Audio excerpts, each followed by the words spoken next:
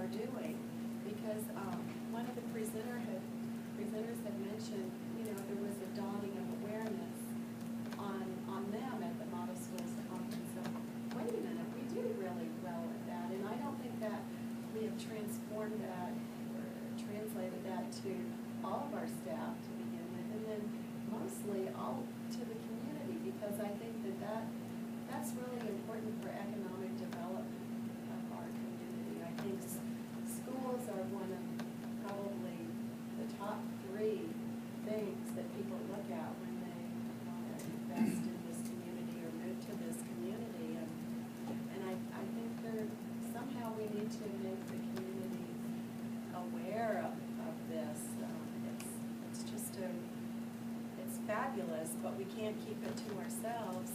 And I think having the community be aware will have some sort of synergistic effect in making it even better, just like your donation made this possible and you're a business leader in this community. So I think those things will help. But is there some more we can do to get with the community? It's certainly consistent, Gene, with some of our board goals, particularly when we're still striving to address on community engagement. We may want to think more about what Gene has to say here, because it's very exciting, it's very promotable, and it's certainly consistent with building that culture as well. And plus, I think the ultimate determination of our success as a school district is our community. They're going to say these kids are well educated, these kids are performing the type of the skills that we need to in our community, and they have the qualities that we need. So I think that's all kind of important to look at, and if we can do more as a board or as a district to try to engage the community, I think that would be really helpful to all of us.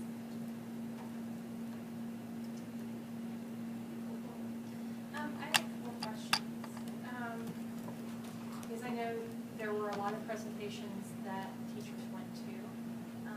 Approximately how many different presentations did all of our teachers go to?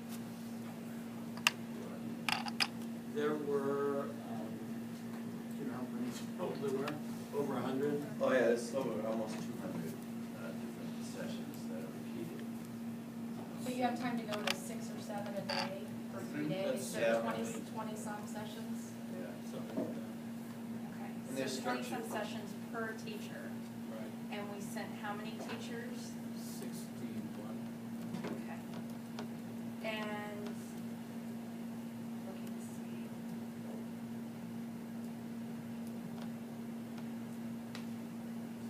Okay, on the agreement, Dr. Atha, that we had with Mr. Mulholland, Mr. Daggett, how much did he say? 18,000. So, just for 2 speakers, we spent approximately, okay, I'm a lawyer, there's a reason I'm a lawyer, a tenth of what we did going to this conference? Less than that, Okay. And yet our people saw at least 200 different presentations during that time. So, it was money well spent? I think it was money well spent on both ends. When you bring speakers in, obviously 1,200, more than 1,200 people come in. Pardon me? We probably had at least 1,100 people related to the presentation. And then by sending to the conference, we had 61 people that got to hear multiple presentations. We're now bringing it back, so we've probably saved money by sending that many people to that conference, rather than trying to bring those 200 people into Garden. Absolutely. Okay. I'm scared. I'm with you now. No, we couldn't have brought. I was starting to scoot away. So was I. I know. So we actually probably saved money. If you wanted to bring in those 200 presentations, yes. Thank you. No. Mr. Morales? I want to make something, I went to Florida also. I thought it was a great conference. He hit it right on the head, it's focusing. We can send a lot of people a lot of different directions, bring a little bit back and everything, but being focused is so important. I think the other one is capacity building. We sent enough people that they got the same message that they're bringing it back into our district. And they're on fire, you can tell that they're on fire. They want to change their schools, want to change our district. That's important. Then today, bringing that to everybody, now they'll know a little bit more about these people are on fire and why they're on fire. I went to a lot of different speakers. I found one that I thought, in my mind, was better than Garden City High School and what we're doing, and I've got contact with them now, and I thought we were a year behind where they are. So now there's my pull from that conference. If I can follow what this guy had done somewhere else, you know, I think those are the things that how you change your schools. But I think we have enough capacity in our district to actually make a change in a district. Where if you'd have done it some other way, I think it would have sputtered out. So the important thing now is to keep our fire going with our people, with everybody in the district, so that we can transform our district and make us better than what we already are. Great comment, thank you. How many other school districts attended today? How many Today? other schools, yeah. There were 3 other districts that I'm aware of. There may have been a couple of others who sent 1 or 2. But then we also had representation from the community college, from the city. Several of you were there. How was the feedback? I haven't talked to the city or the community college. I talked to the community college and it was positive. And I talked to one of the sending school districts, Liberal, and it was very positive coming back from them. And I believe Dr. Daggett will be in Wichita in September. sometime in I think that's September. right. And that the service center is promoting that. And there will be several people from this area that will go to Wichita. But they had an opportunity to come here as well. Hopefully we can bring more things like this to southwest Kansas and not have to travel to Wichita to get it or travel to Kansas City to get it. And we were only charging about $125 per outside the district visitor that came. And over in, to go to the one in Wichita is between $175 and $200. Plus, you're gonna have to spend the night, probably. So, I'd just like to see us be able to do this more, maybe right here in our own area of southwest Kansas.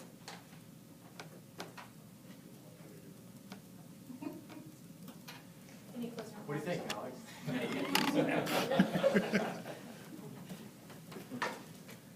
I couldn't be more proud of the group that went, the way they handled themselves. I don't know if you had a chance to read any of the things that are happening on the screen behind you.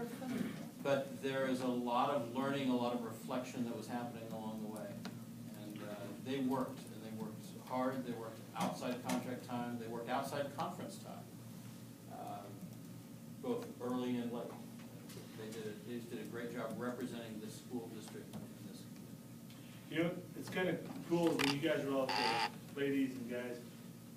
I don't think you can slack because I think the person next to you is probably going to call you. That's what I think is great about your teamwork is that you're waiting for that person to succeed and try to do them better and succeed. But if you see that itch, I think one of you guys would probably take it. You know what I mean? That Healthy person messes up. competition. Yeah.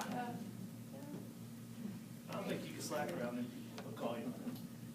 Well, in closing, I would just like to again, celebrate what this district is doing, and how great it is to invest in you, the key part of what makes this industry of education work, and that is the teachers. So we are on our way from good to great, thanks to you and your hard work, and we appreciate everything you do, and let's keep celebrating our successes and looking forward. So we'll be a model district soon, hopefully.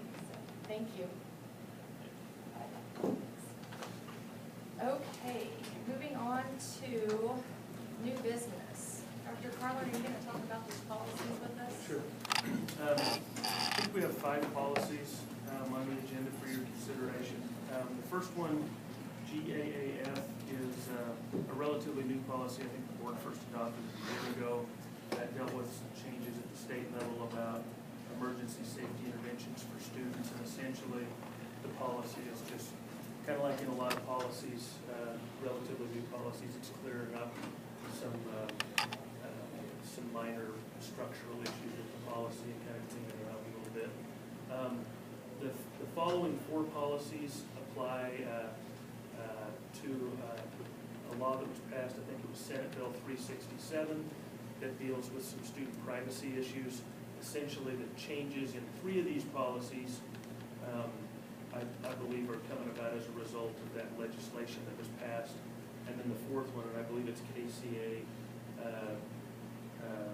that policy was created as a result of Senate Bill 367, and the K section of our policy book, of course, is most closely aligned with public relations, and this just kind of gets the board's position on the protection of privacy rights out there. So, unless you have any specific questions, as you review those over the next couple of weeks, if you do have any questions, please contact me.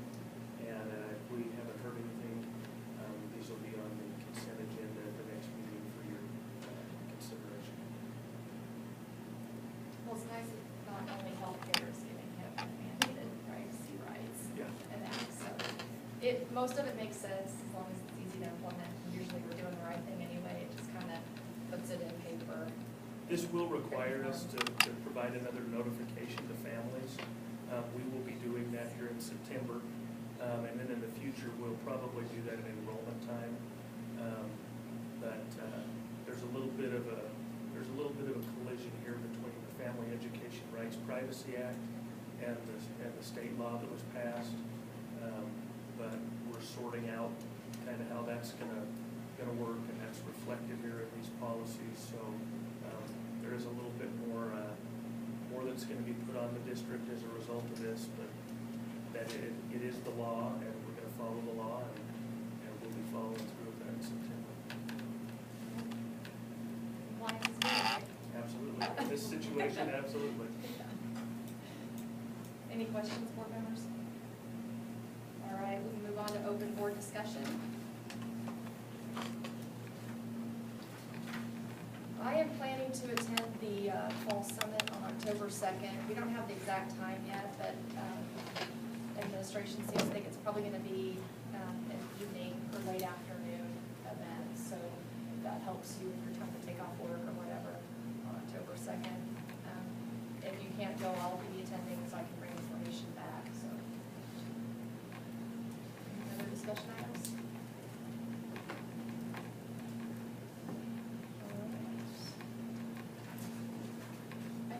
I say this is our last meeting before school starts officially this week, so I just think we're gonna have a great school year and a great start to our year. There's a lot of good motivation and excitement with the teachers, so it's great. Godspeed, everybody.